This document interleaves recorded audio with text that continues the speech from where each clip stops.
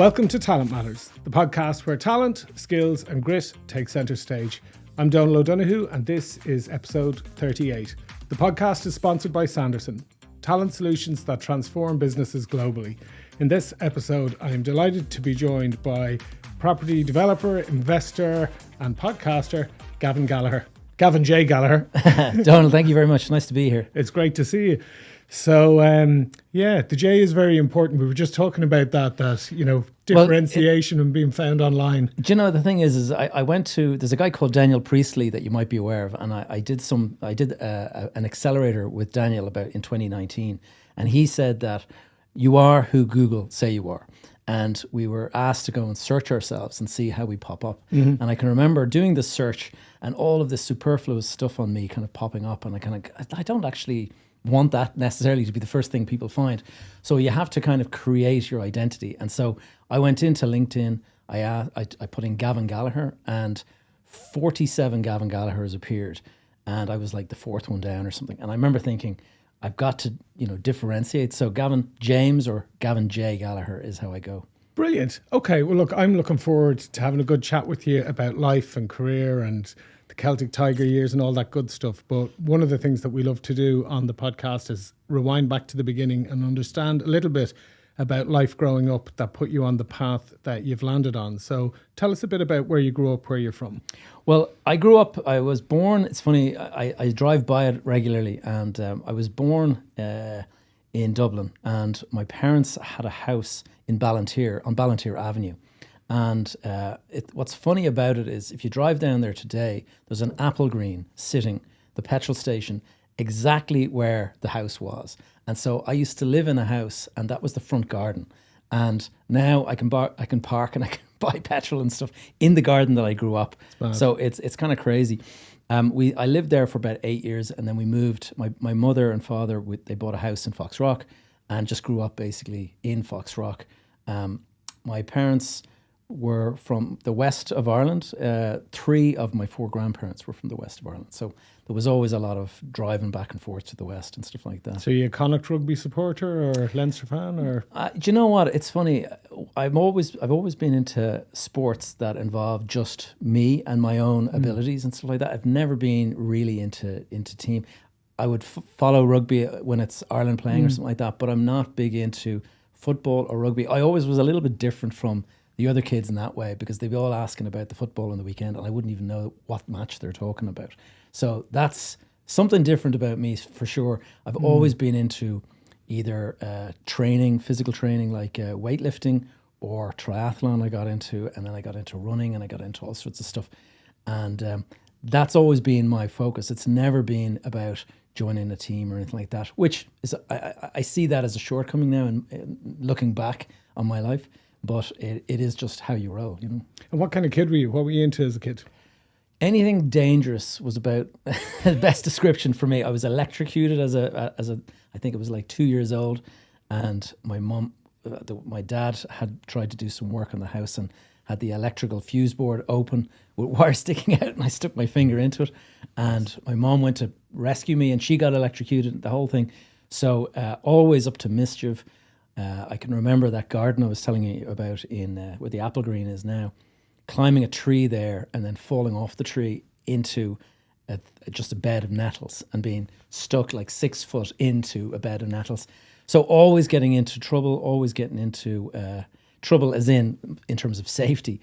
My dad was a young father, like 22, I think, when I was born. And he was a very playful, kind of fun guy. He died, unfortunately, at 45 years of age, which changed the course of my life, I think, in a big way.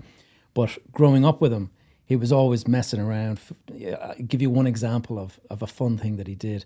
Looking back, it wasn't fun for me at the time, but we had an old tractor mower, these sit-on, lawnmowers that you can kind of sit on. And he put me sitting on it at the age of like maybe 2 or something like that.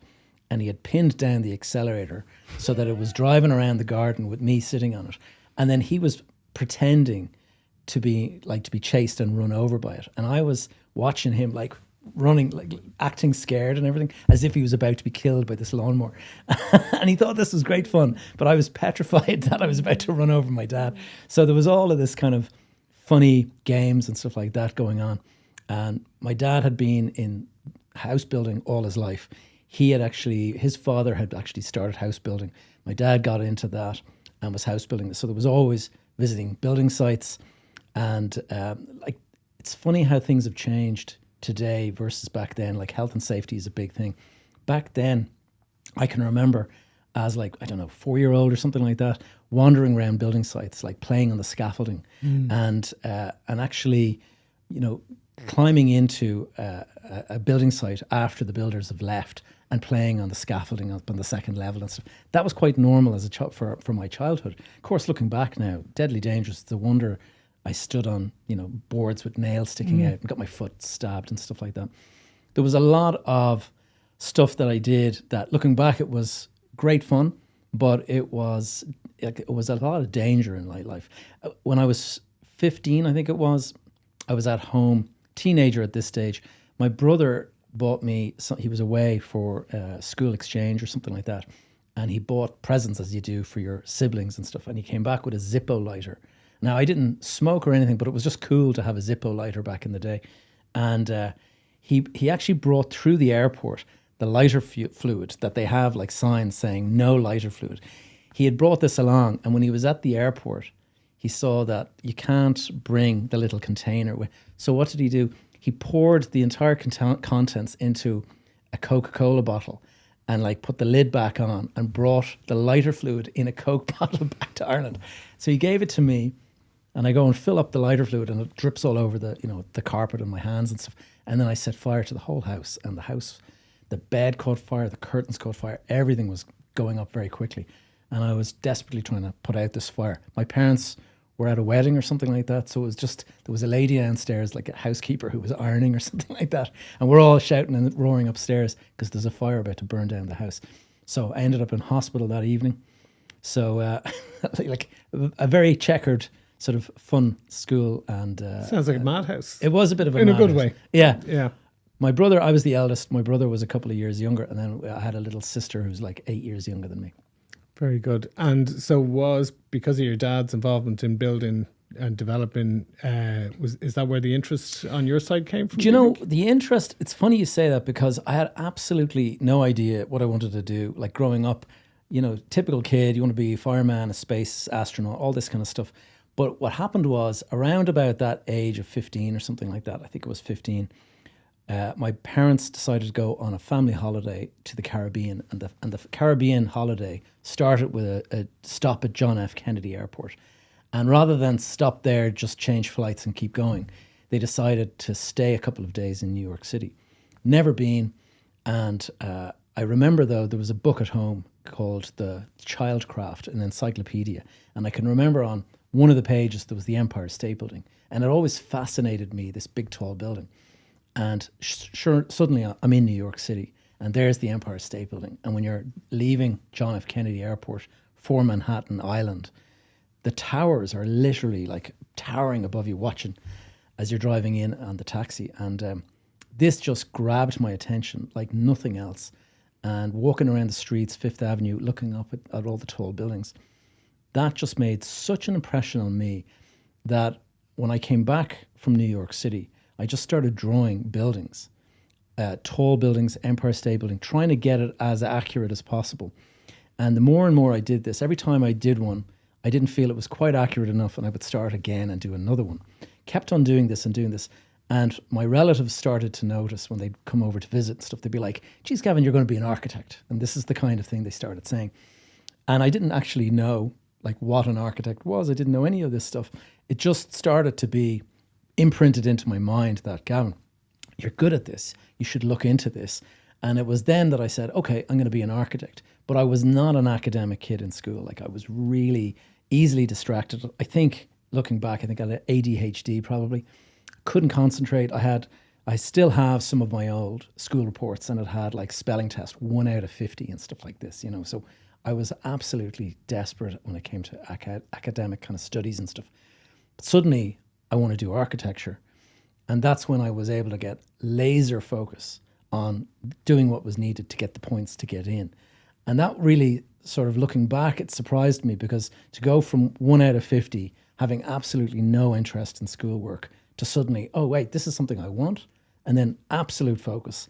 And I think that's one of the things I've read about ADHD is that you have a difficulty to focus on stuff that's of no interest, but you have hyper focus when you have something that does interest you. Yeah, I really relate to that. And actually, a lot of people that have been on the podcast that are either successful entrepreneurs or athletes or people from high performance mindsets from different areas were very similar in school. And I think that's one of the big challenges with the school system is that it forces kids who should be active to sit for whatever 7 hours a day and focus on things they're not interested in. For me, it was history. I had no interest in history in school, but as an adult, I love history. And I totally relate. Yeah. And it's the same with geography. I mean, I remember we had a geography teacher and I always, just found a reason not to pay attention. But now looking back, I have so interested in the Ice Age and the idea of Ireland being covered in 1 mile thick ice cap and how it shaped, the likes of Enniskerry and all of those kind of areas, the Scalp and stuff. And you look at that now and it's absolutely fascinating. You look at it at the time and they were trying to drive this into you and they just couldn't get through. Same with history. Like I'm a real history buff today, but you couldn't get me to pay one iota of attention at the time. Yeah, that's the big challenge with it, isn't it? Yeah. Okay, so you obviously got into study architecture. Where was that? I went to, it's funny, I got enough points to get into Bolton Street, not enough to get into UCD. And the funny thing is UCD went by, this is the old point system, which was, I think 32 was the max.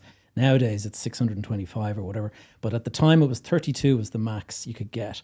And I think I got 21 or something like that. I think 23 or 25 or something was the amount to get into architecture. And with me, the way I got in was Bolton Street, DIT, they actually had an aptitude test and an interview that you did as well as your leaving cert results. So I didn't get enough points to get into UCD, but I got enough to actually get invited for the interview and the aptitude. I absolutely aced the aptitude. I can remember them saying you got full marks in all 4 of the kind of areas that they looked at. And then the interview, the guy asked a question, and it's funny, I kind of had an inherent sort of understanding of what he was asking. He says, "So Gavin, what was your first choice in your CAO application?" And I said, "Architecture." He says, "Yeah, but what are you going to do when you don't get into architecture?" And I said, No, I'm getting into architecture. And he didn't knock me off my answer. It was no matter what happens, I'm getting into architecture. I said, I'll go to Glasgow, I'll go wherever it has to be, but I want to do architecture. That was what they wanted to hear because so many kids would start first year and then in second year, they'd already have left, and I actually saw that 65 of us started first year. I think 42 went into second year. A lot of people just dropped out because of the workload and they just realized that it wasn't for them. And then when you finished your studies, tell us about the path that career took. So the career was somewhat decided by the death of my father, as I mentioned. So I was in third year and my dad, he had gone on a business trip, and when he was away, he actually got sick. And he came back to Ireland in a very, very sick state. And within about 3 months of that business trip, he actually died. It was cirrhosis of the liver. He had been fond of the jar. And so this was one of the health issues that he had as a result of that. We went through this. He had been a businessman as well. He had been in housing, but he had gone into do various other things. He had started investing in people, in businesses and things like that. And he left all of that. And because of his health, he had no life insurance. So we went from third year, halfway through architecture, suddenly you're thrown in the deep end. Your dad has died. This was around about the time that interest rates in Ireland on a mortgage were 16%. And I can remember for the 3 months, my mother was focused on him and his health and in the hospital. And then the day after his death, after the funeral, we sat down together, her and I was 21 at the time, and we started opening the post. And the post had piled up. There was like a foot high of post. I started opening it. Mortgage demands, like your mortgage on the house is 16%. When are you going to pay it? All this kind of stuff. Suddenly it was like panic stations. My mother had no idea. This was the way it was back in those days. It was like housewife, you don't get involved in the business. You don't have any idea where the finances come from, all of that. She just was sort of looking after the children effectively, and then suddenly thrown in with myself into the deep end. So Very, very stressful couple of years. Forced to sell assets at a bad time. Was not a good time to be selling off assets. And one of the great things that my mother did for me at the time, although I didn't feel good at the time, is she insisted that I keep studying architecture. She was very much of the view that your dad was very proud that you got into architecture. First generation to actually go to college of our family. And he said, like, the fact that you've got into architecture, keep going, get your degree, graduate. If you decide not to do it, that's a different story, but at least you'll have the piece of paper. So I kept on going, kept on studying it, graduated. In the process of doing that, I took a year out and I spent a year working in a big Scott Town and Walker architects firm, and I really enjoyed that, really enjoyed being out in the workplace. And when I graduated, what I did was I effectively started my own business straight away. And what actually happened soon after that, a cousin of mine, he got ill, and I went in and I replaced him in a car parking business that my dad had been involved in. Suddenly I was involved in a business that actually had customers coming in every day. I was practicing architecture. I was running this business. And then a year or two later, my uncle, who had been my dad's brother, he had been involved in the business as well. He committed suicide. And when he committed suicide, it all kind of fell on me to get involved in the bigger role there. So there was an awful lot of circumstances that probably wouldn't have been the path that I would have chosen, but you're just thrown in and you have no choice in the matter. Now, one of the things Dad had always said to me, and it really stuck with me, is don't go into the family business. That's what he actually said to me. He says, when you're in a family business, everyone looks and sort of says, he had that handed to him on a plate. He didn't have to work for that. So everyone kind of sees as if it came easy to you. So he was of the view, go and do something of your own. Don't get into the family business. Now, of course, him dying unexpectedly, you have to get into the family business. But it was always my plan to start my own thing. So when I started my architectural firm, that was me starting my own thing, but I still had an involvement. I became a director, replaced my uncle who had died. I replaced him as a director in the business. So I had this funny position where I was involved in the running of a car parking business with daily customers. I was involved at board level in a larger kind of investment business. And then I had my own small architectural business where I was out trying to find work and stuff. And one of the things that I learned from being involved in the property business at a board level was how deals get done and stuff. And I started looking in my own small little business at how to do that stuff.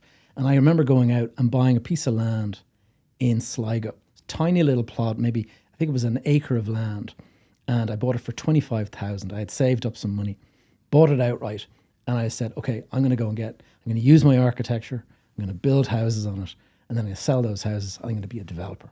And I even called my company, because I was so sure that I was going to practice architecture and be a developer. I called it Gallagher Development Architecture.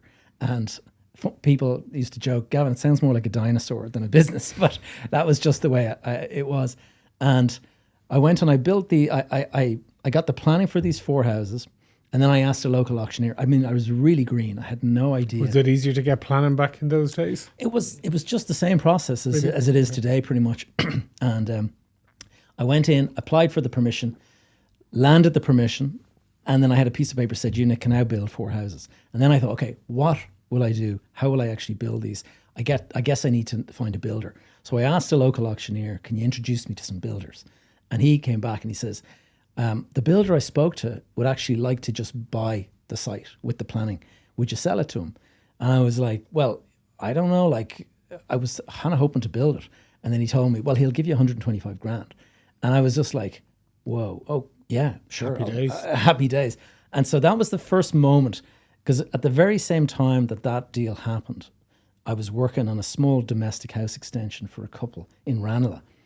And I can remember I was working long hours, meeting the clients, driving out to Ranelagh, doing all this stuff. And it took like months to get this small little extension done on their house.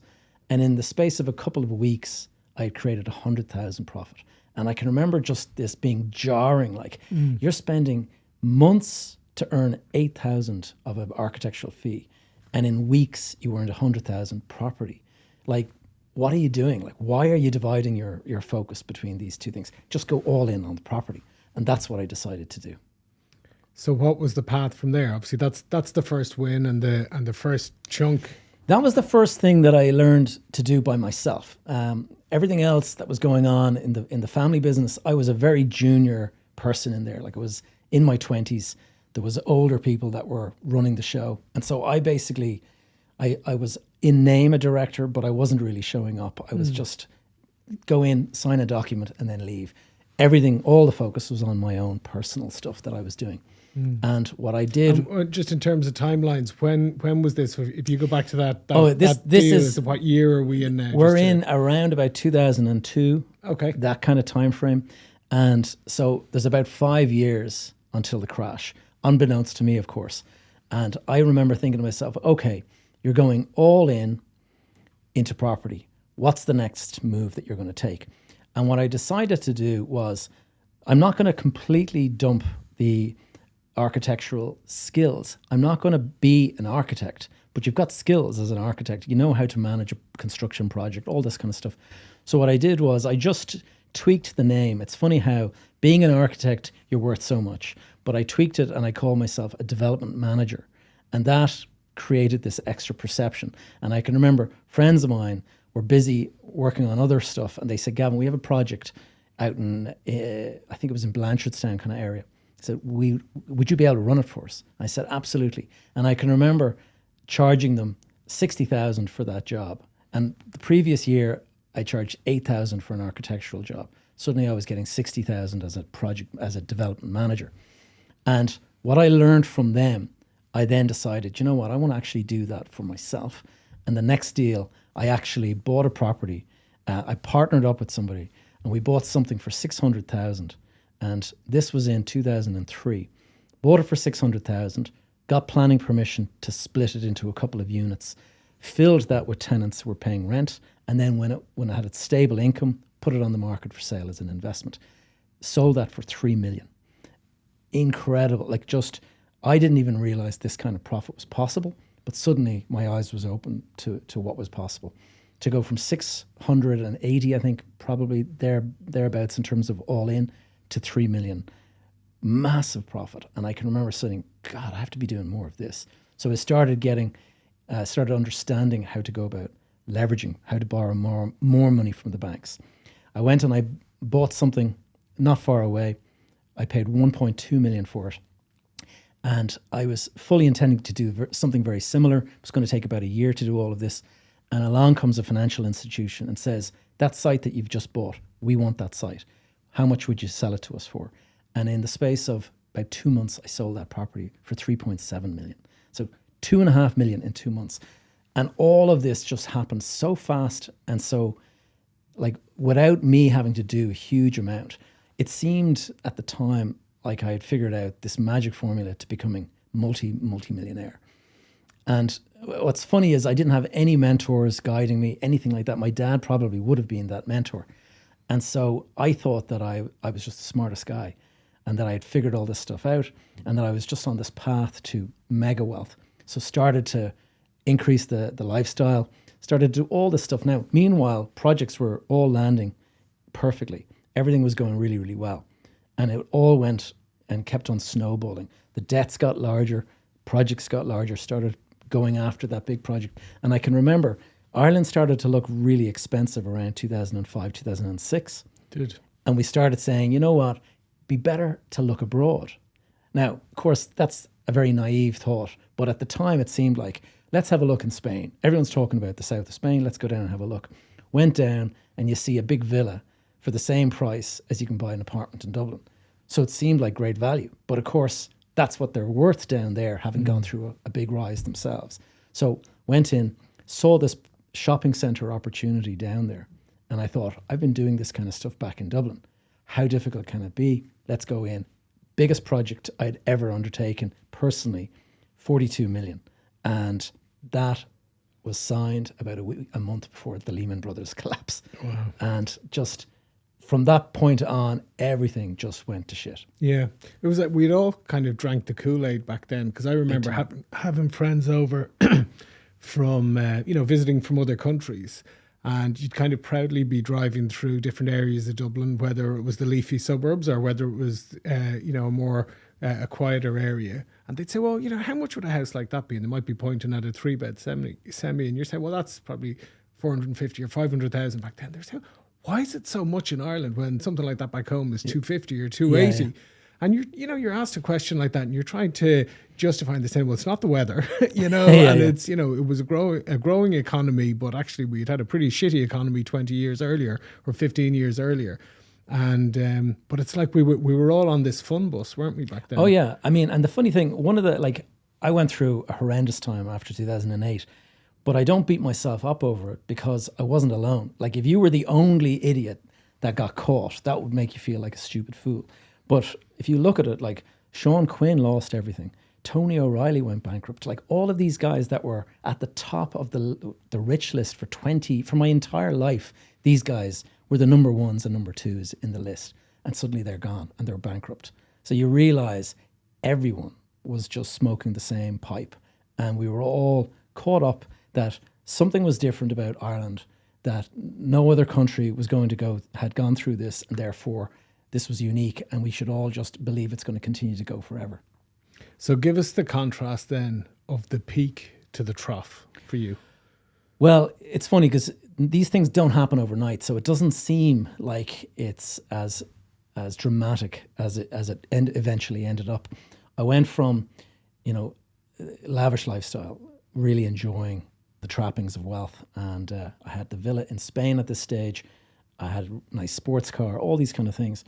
And then suddenly the deals are not coming through as quickly. So you're not getting the big lump sums landing in the bank account. And then the income starts drying up. Various people are dropping out. And then the banks are not lending you money. So it was kind of death by 1,000 cuts. It didn't happen overnight. It was just, you'd get a little bit of a jab here and a little bit of a jab there. And it just steady erosion. And I can remember putting properties up for sale and expecting to sell it at the asking price. And then people offering, a 500,000 below the asking, and you'd be like insulted, like, how dare you? Like, I'm not selling to you. And then a year later, you've still got the property, but now it's worth half of what you said it was worth. And so there was this erosion of people started to realize this is not going to bounce back. We're not going back to the way it was.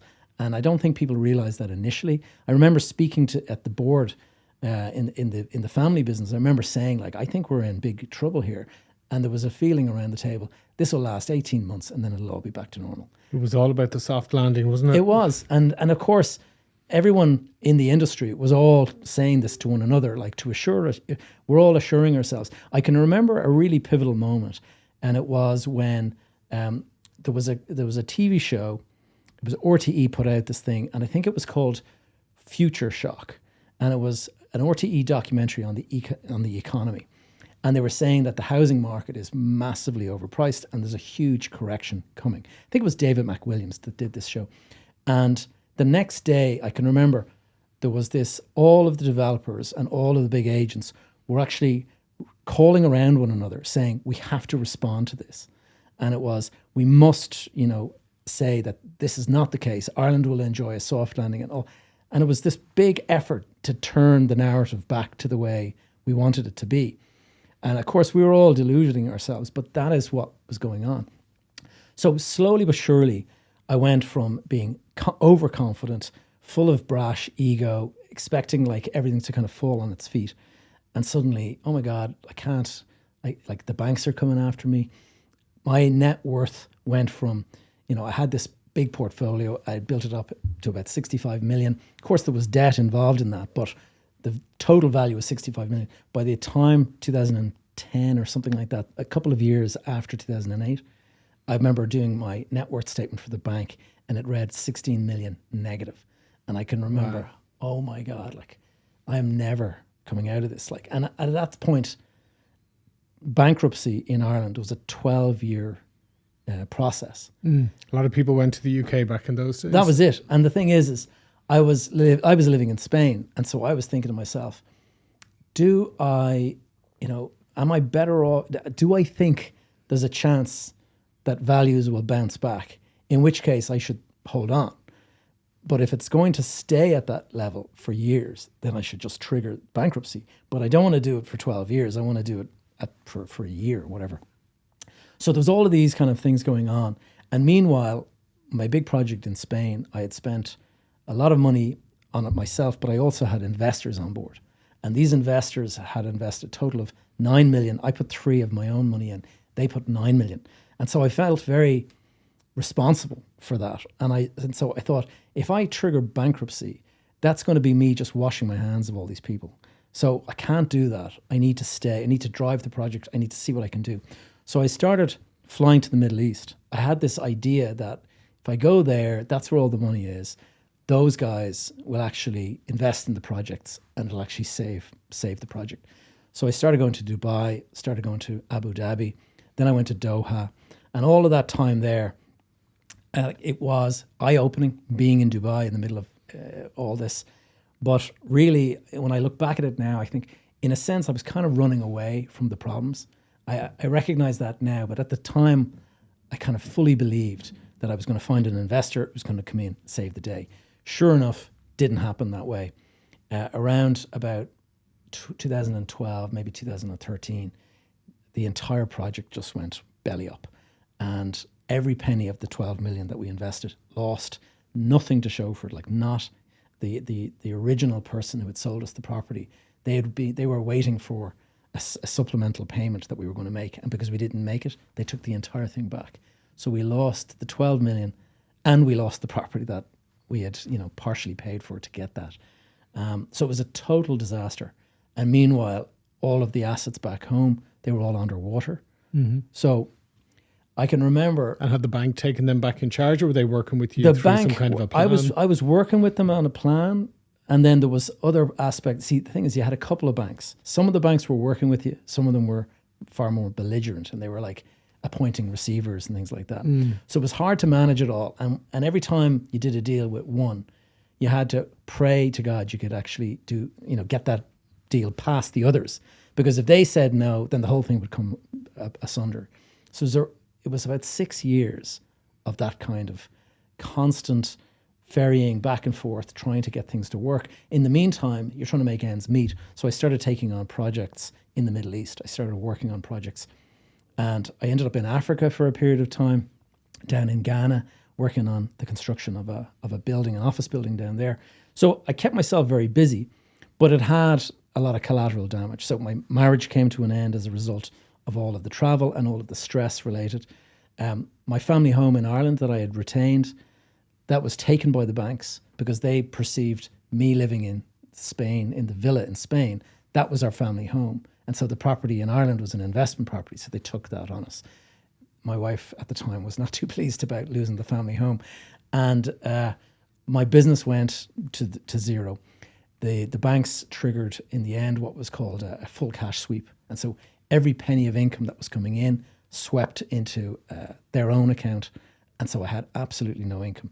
So I ended up going to my brother and pleading with him to let me live in one of his rental properties rent-free just till I found my feet. So the most humbling of experiences to go from this lavish lifestyle where you've got everything to suddenly being on the floor. And, your marriage is gone, your career is gone, your income is gone. Like that was the most challenging. Bottom, that was rock bottom. Now, I've been asked this question before.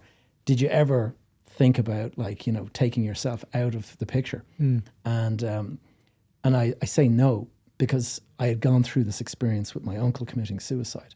And when my uncle committed suicide, I was involved. The Gardaí rang me up. I happened to be the first name on his phone speed dial. And so the Gardaí rang me up one day and say, "Are you Gavin Gallagher?" "Yes." Can you come and meet us, please?" And they told me, "Who is this with a passport?" And I said, "That's my uncle." He says, "I'm afraid your uncle has died." And I was shocked. What happened? He committed suicide. And I was was a complete surprise. We didn't expect that at all. But then he goes, "Okay, so will you come now? We're going to go to his family home and you're going to tell his widow." And I was in my 20s, going to this and seeing all of that firsthand. I think it just reinforced my mindset and the resilience that I felt. So when I was going through all of this, I kept on remembering what that was like for the family after the day after he had done what he had done. And I just thought, no, that's not an exit. That's just passing your problems on to the next generation instead of standing firm and basically fighting your way back. So what was the rebuild like from? Did your brother give you a place to live to rebuild? I stayed for a couple of years in my brother's place, and I started to rebuild. I got involved in the family business, and that was actually a big help, because just around about the time that the family, that I was in this situation and I was looking for some work, one of the people in our business, in the family business, had stepped down and decided to go and do something else. So there was a space made for me. By accident, I happened to be in the right place at the right time. So I stepped into that and found myself running East Point Business Park. And that was kind of an interesting segue, because I'd spent a couple of years in the Middle East. I've been building big office buildings down there, big, huge floor plates for banks and stuff. And so I was coming back to Dublin with actually a lot of knowledge about the commercial sector and about and about banks and about headcount projections and all of the stuff that these big firms are thinking about. And so it was very useful. So the conversations I started having in East Point with all the tenants that were renting the buildings there were very relevant. Like, I would be saying, so are you guys expanding? Like, what's your headcount projections and how much space are you going to need? And so you suddenly found yourself very valuable again, which was a great feeling. So it's been a slow return, like a very slow uphill battle. But, that is the hands that you've been dealt. And so you just keep on fighting your way forward. And now you're doing lots of different stuff. So bit of podcasting, bit of mentoring and advisory. I'll tell you what, 2020, okay, it's funny. I was chatting with Daniel Priestley, and he had said 2020, this is going to be a start of a new decade. What are you going to do differently in 2020? Like, how is it going to change?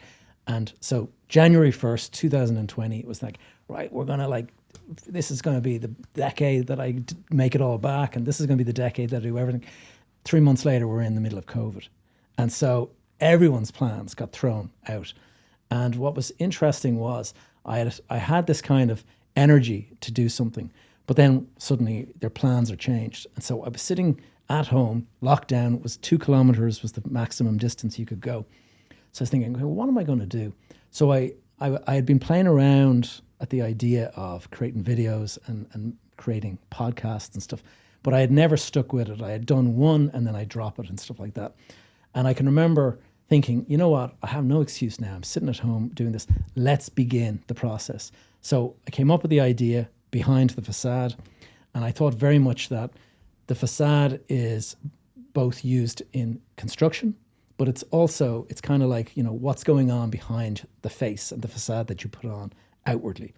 And having gone through what I'd gone through, 2008 and all that, I felt like that the mindset and all of the stuff that goes on in the back of your head that you don't show to others, it's a very, very big part of what goes on in our minds and stuff. So I wanted to bring the two together. I wanted to have a business investment podcast, but to introduce the mindset and the psychology behind it and how to become a more resilient person as an investor, as a business person. Because in that very moment, COVID, I can remember thinking, this feels a lot like 2007. Everyone's unsure what's going to happen. There's people saying COVID's going to last 6 weeks and then we'll be back to the office. And other people were saying, no, this could go on like for years. And none of us believed that we were going to be 2 years in lockdown. But we were in the end. But at the time, and I can remember saying, guys, this is a very similar conversation to what we had 2007. Suddenly things are getting shaky. Then all of a sudden Lehman Brothers goes, oh, are we in big trouble or is this going to bounce back? And I just started sharing my insights. And I started talking about what was likely to happen in the property market. And what was interesting was suddenly I started getting messages on LinkedIn. And it was one particular chap messaged me in LinkedIn and just said, Gavin, listened to your podcast. And this was like the third or something, fourth maybe. And he goes, Gavin, listen to your podcast on the weekend. He said, really impacted me. and I've decided to pull out of a deal that I was just about to sign. Thank you for your advice. Keep up the good work. I remember thinking, whoa, this is like, I'm actually getting feedback like this. That really made me dive into the podcasting. So every single week, Monday, 5 a.m., that was the upload time. And I just said, I'm not missing a single week. I'm just going to do this ongoing, and kept on going and going. And I remember a friend of mine who was doing a podcast. He said that once you've gone past 7 podcasts, you're in the top 90% of podcasts. Most of them don't actually survive that long. True. And so I'm at 227 now. So making me feel like an amateur. Well, the funny thing is I actually asked ChatGPT the other day. I said, I have 228 podcasts. What percentile, of podcasts make it to this? And it says you're in the top 0.1% or something like that of all podcasts. No, very few make it above 100. So it was interesting. But what happened was, after about 50 episodes, I can remember one of the regular messages I was getting was, do you offer coaching? And I had shared a lot of my insights by that stage. So talking about the crash and talking about rebuilding and talking about the deals where I made loads of money really quickly. The contrast between like overnight success and then massive like falls from grace and all of the difficulties. I think being genuine and authentic about that stuff helps to kind of bridge the bond. A lot of people think, it's only good news coming out of this guy. I don't trust him. Whereas if you go and talk about the real deep crap that you had to deal with, I think people kind of feel like you're much more authentic. So people started reaching out and asked for coaching and stuff. And I thought, what kind of coaching was it? They wanted to build a little portfolio or something? Yeah, people are looking to build a portfolio. People are like, there's a lot of different people. So nowadays I'm doing it on a much bigger scale. But when I first did it, I said, guys, I'm going to start a mastermind. Does this sound of interest to me? If it does, please reach out. And suddenly I had 12 people on my mastermind. I didn't even know what I was doing at the time. I was like, God, what should I do? What should I talk about? So I've since developed a curriculum, and I've got accountability and a network and all sorts of stuff. But at the time, it was just me finding my way. But I suddenly saw, whoa, okay, so people are interested in what I have to say. There was contractors that are sort of thinking to themselves, I'm working for clients and I'm, developing a property for them. I'm making them wealthy. And I get paid a fee. He says, I'd like to actually do it for myself. So there's that side. Because the margin for contractors is really low. It's very low. And so suddenly flipping the tables and being your own client, that's a big thing. So how to go about doing that? Then there's other things that professionals like architects and stuff, and they're saying, and as I know, being an architect, you're just not paid, you're not compensated for the amount of work that's involved compared to, say, if you chose banking or investment or something like that. So there's professionals coming on board. And then there's business owners themselves that are making money, and they're wondering, how should I invest that? And a lot of people, they're a little bit skeptical about putting money into the stock market because there's a sense that I have absolutely no control over what happens with that stock or that share. And if the market collapses in the morning, all my money goes down with that collapse. So people are saying, I like the idea of property because it's tangible. You can rent it, you can move into it, you can convert it. Yeah, there's a lot of stuff. And so people just started asking for my advice.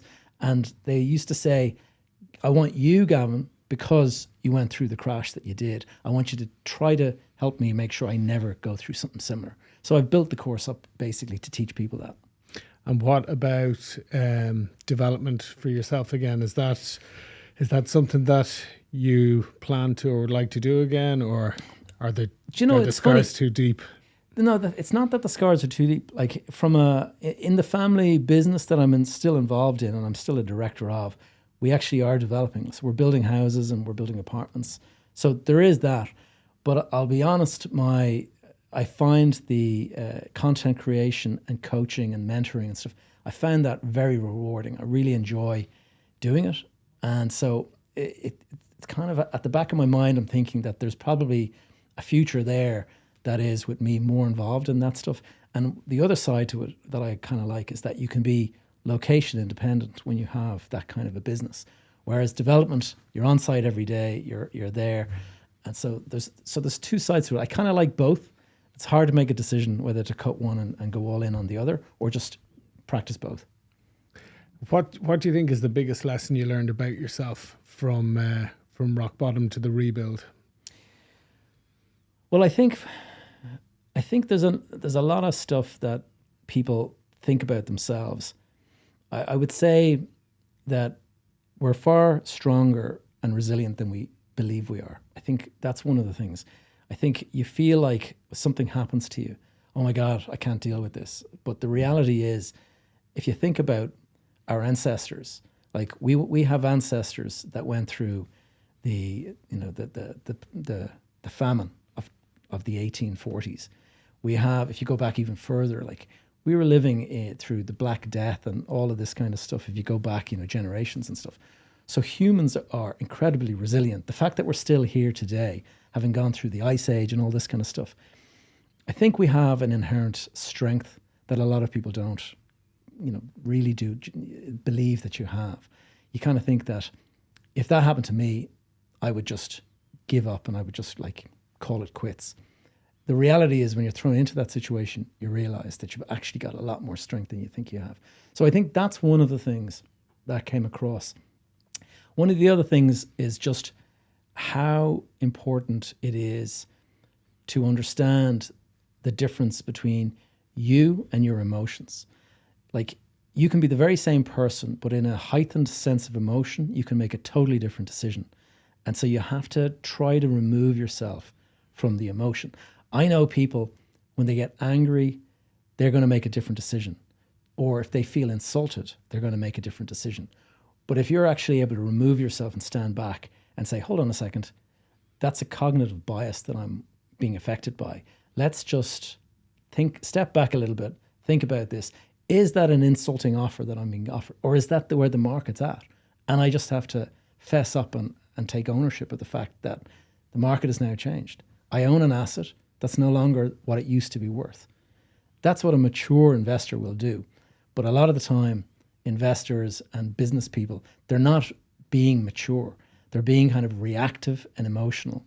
And so I think a big aspect, certainly the stuff that I like to talk about, is trying to get to the bottom of that and understanding, when are you being emotional?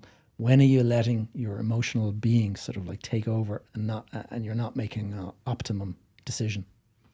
It's funny, isn't it? You talked about the correction in the property market back then, but it's almost like it coexists with a correction, because we had lost the run of ourselves, and that kind of correction, I suppose, in terms of how we view life and how we view work and how we view meaning and how we identify ourselves as, the architect or the developer or the recruiter or the banker or whatever it is. It's good to have that kind of separation between you as an individual and what you do. One of the things that I would say there as well is that, and I saw it in 2005, 6 and 7, everyone was, the identity that they had created for themselves, or certainly a lot of the people I was around, was one of financial success.